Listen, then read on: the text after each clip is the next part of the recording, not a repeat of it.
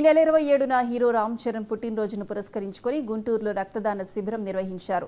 City public స్కూల్లో రామ్ చరణ్ యువసేన నాయకులు నిర్వహించిన ఈ కార్యక్రమాన్ని ఏపీఐడీసీ చైర్మన్ డేగల ప్రభాకర్ ప్రారంభించారు.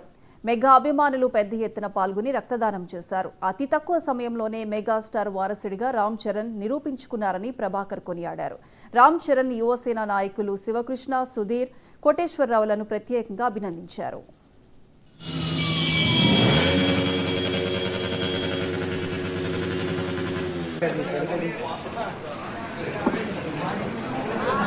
ఏదైతే బ్లడ్ డొనేషన్ కార్యక్రమం ఎంతో సమాజంలో ఎంత మంచి కార్యక్రమం అనేది ప్రతి ఒక్కరు కూడా తెలియజేస్తూ వీళ్ళు అలవరుచుకోవడం చాలా ఆనందదాయకం.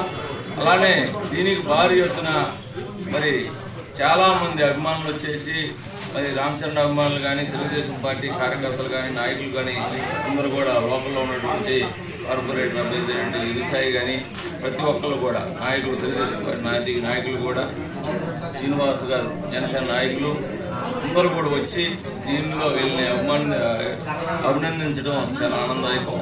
అలానే యువత ఇటువంటి మంచి కార్యక్రమాలు పాల్గొని మూగలకు ఆదర్శప్రాయంగా ఉండాలని, ఇటువంటి మంచి కార్యక్రమాలకి తెలుగుదేశం పార్టీ ఎల్లప్పుడూ వెన్నుదన్ను ఉంటుందని చెప్పేసి వీళ్ళని అభినందిస్తూ ఇంకోసారి మెగాస్టార్ చిరంజీవి తనయుడు రామ్ చరణ్ గారికి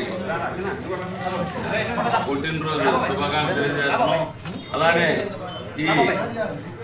ఇక్కడ కార్పొరేటర్ అభ్యర్థి అయినటువంటి అశోక్ బాబు గారికి కూడా, ఎల్లావుల అశోక్ గారికి కూడా మరి ఈ కార్యక్రమంలో పాల్గొనటువంటి ఆ వార్డులో అశోక్ ఎక్కడున్నా కానీ ఇటువంటి కార్యక్రమాలు ప్రోత్సహిస్తూ ఉంటాడు, యువతకు ఆదర్శప్రాయంగా ఉంటాడు.